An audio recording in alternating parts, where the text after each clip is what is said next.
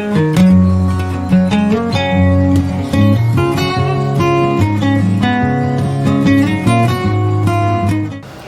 guys, welcome back to my channel.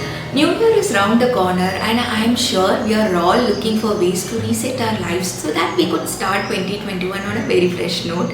2020 was really tough for all of us, but it actually did bring some positivity in my outlook towards my life. In today's video, I'll talk about 6 things that I intend to do this week to reset my life for a better and organized 2021. Let's get started. Number 1. Digital clutter. We talk a lot about the physical clutter that's lying all around the place, but we actually tend to forget the digital clutter that we accumulate in our laptops, smartphones and all the other digital devices. These digital devices have actually become a part and parcel of our everyday lives, and they do get messy just how our physical spaces do. Oftentimes we don't even notice this clutter until our phone or laptop slows down and it gets really difficult to use it further. This digital clutter not only messes up our devices, but it also actually clutters our mind when we are really bombarded with all those irrelevant images and text from all the WhatsApp groups that we are part of. So take this time to actually go through your mobile phone's gallery and file folders and remove all the images and the files that are not relevant anymore.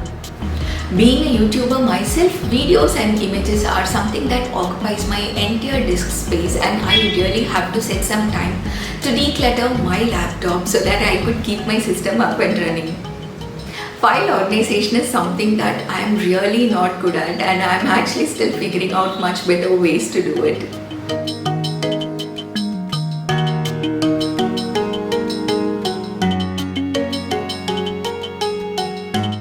Talking about digital clutter, social media clutter is one more thing that we tend to overlook, but it definitely has a big impact on our mindset. In this digital world, we follow a lot of people on social media and we become a part of a lot of different Facebook groups and other communities. Sometimes we do this intentionally, but more often we join these groups just to make sure that we don't offend our friends who invite us to these groups. Honestly, I'm a people pleaser and I do this all the time, and I'm sure a lot of us do it as well. When you follow someone on social media, their content is going to be shown up on your feed whenever you're using that app. When their ideas and content doesn't resonate with you, it is better to unfollow and follow the ones that truly matters to you. I might sound really rude here, but believe me guys, this is the good for our mindset. Most of us look up to social media for inspiration and support, and it's actually good to keep it that way instead of cluttering it with all the unwanted stuff. Also, don't forget to turn off notifications from the apps that you really don't want to be reminded of very often. In my case, I have turned off the notifications for all the social media apps that I use. Here comes the most challenging yet most important task of all: decluttering your physical space. Remember, a clear space will lead to a clear mind. Honestly, I am not a very organized person and I struggle with this all the time. Although I end up cleaning my stuff from time to time, this doesn't come natural to me. Especially when you have a kid who loves loads and loads of toys and books, sometimes stuff can get a little too much and it can get you stressed, but that's life. Last week, I took some time to declutter my little one's toys, books and clothes, and we have decided to donate the ones that he has outgrown or it doesn't spark joy anymore. Getting rid of unwanted things actually means that you're paving way for new exciting things to come your way. And this year, I'm going to be really mindful of the kind of stuff that I buy for my little one. Less stuff means less maintenance and more time for yourself. And honestly, that's the best for our Mother Earth too. Books are my number one place to go for personal growth and motivation. When someone has actually put in their years of life experience and knowledge in a book, I strongly feel that it's wise to actually learn from their mistakes and grow through our life. Although I had read a lot of books last year, I did not create a personal reading list for me. I just went with recommendations from my favorite YouTubers, and I did really read some good books that way. But this year, I really wanted to reflect on myself and figure out the kind of person that I want to be and choose the books that will help me become that person. So this week, I'm planning to make a reading list for myself.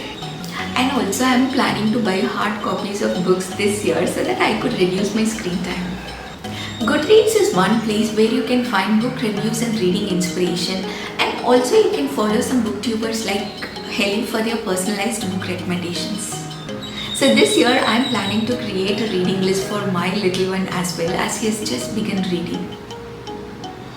Go to Goodreads, pick up the genres that you like, read the reviews and create your personalized reading list for this year. Subscriptions are the next big clutter that we all get into knowingly or unknowingly, be it free or paid. Write down the list of all your subscriptions and see if they are valuable and relevant anymore. This could be your OTT, audiobook and ebook platforms, or magazine subscriptions, newsletter subscription from different communities. Unsubscribe from anything that is no longer relevant to you. Back in the days when I was a new mom, I had subscribed to a lot of parenting groups and postpartum groups, and I still get a lot of emails and newsletters from them which I don't read anymore. Sometimes we end up paying for the subscriptions out of the urge to buy, but we really don't use them in our practical lives.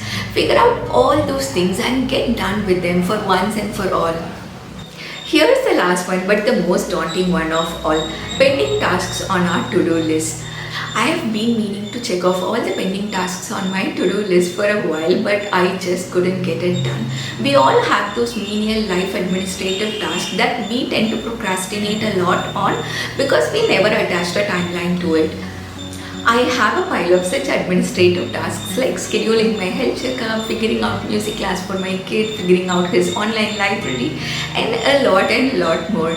So last week I blocked a few hours for all of these tasks, and I ended up doing all of it and felt so good.